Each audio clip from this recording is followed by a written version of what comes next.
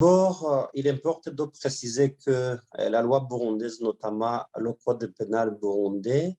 a prévu une infraction de concubinage et une infraction sur plainte, c'est-à-dire que lorsque le concubinage a été commis, c'est sur plainte du conjoint lésé que la justice peut être saisie et pour trancher, pour punir le coupable. Aujourd'hui, nous ne comprenons pas le motif qui fait que son ministre intervienne dans un domaine où la loi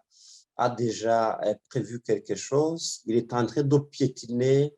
sur le champ de la compétence d'abord du pouvoir législatif, ensuite du pouvoir judiciaire, parce qu'il appartient au pouvoir législatif de prévoir des sanctions à travers des lois, mais aussi lorsque il s'agit de sanctionner des comportements illégaux,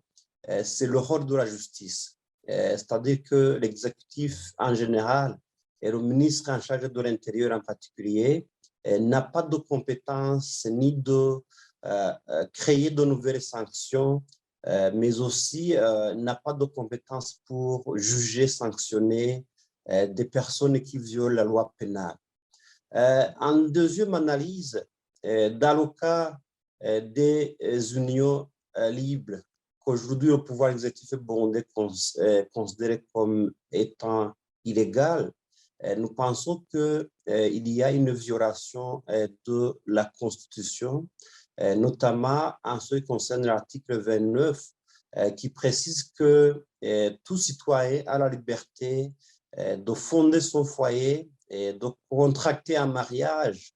Et la même disposition insinue également que tout citoyen a la liberté de ne pas se marier. Parce que la liberté de se marier veut dire également la liberté de ne pas se marier. Et dans le cas d'espèce, le ministre de l'Intérieur veut forcer les gens qui étaient en union libre de pouvoir contracter des mariages alors que la Constitution institue un régime de liberté en termes de mariage. L'article 28 de la Constitution précise en outre que la vie privée et familiale doivent être garanties. Dans le cas d'espèce, nous sommes en situation d'un ministre de l'Intérieur qui est en train d'imposer la voie à suivre en s'ingérant de façon anormale et injustifiée dans la vie privée et familiale des administratifs. Nous pensons que c'est un comportement irresponsable. Et le problème, c'est que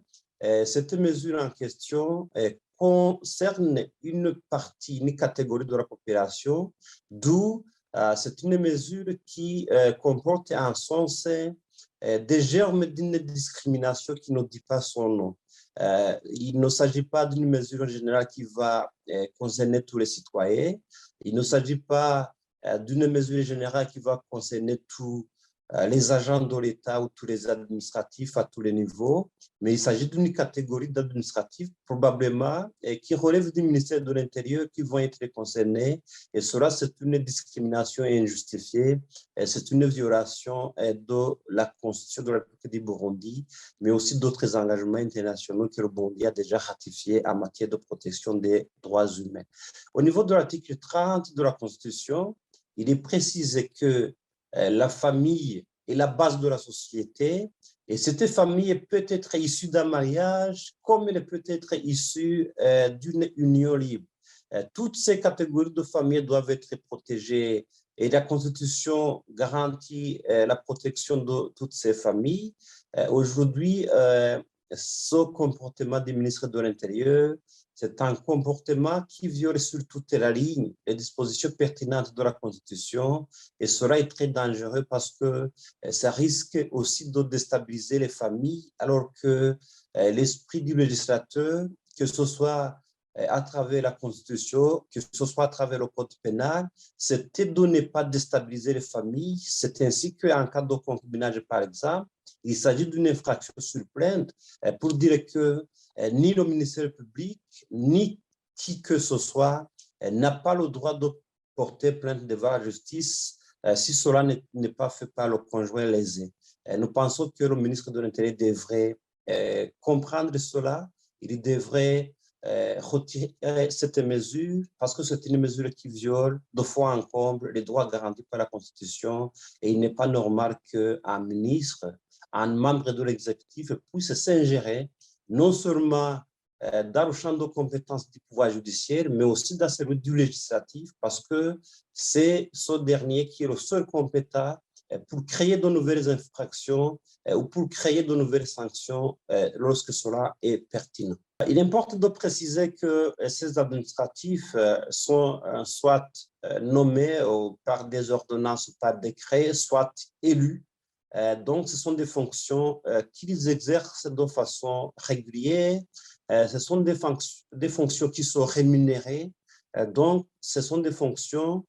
qui procurent à ces administratifs des revenus qui font vivre leur famille. Si cette mesure était mise en œuvre, cela comporterait des conséquences graves sur la vie des familles de ces administratifs parce qu'il y a des revenus qui vont tomber, les revenus qui faisaient que les familles puissent avoir ou satisfaire aux besoins les plus élémentaires. Nous pensons que les conséquences sont tellement néfastes, raison pour laquelle si ces mesures étaient mises en œuvre, nous encourageons les concernés de pouvoir saisir la justice. Nous savons que le pouvoir judiciaire burundais a des problèmes sérieux d'être malmené par l'exécutif, mais nous encourageons les juges à prendre au sérieux cette situation et de bien lire la loi tout en protégeant les garanties telles que prévues par la Constitution parce que la protection de ces administratifs, c'est une protection indirecte de toute la population, parce que si l'exécutif devait sommer dans la vie privée ou devrait continuer à prendre des décisions, s'il réfléchit, cela comporterait un danger pour toute la société, d'où le rôle de la justice, en vertu de l'article 60 de la Constitution, d'être gardien des droits et libertés des citoyens. Nous interpellons donc la justice à pouvoir faire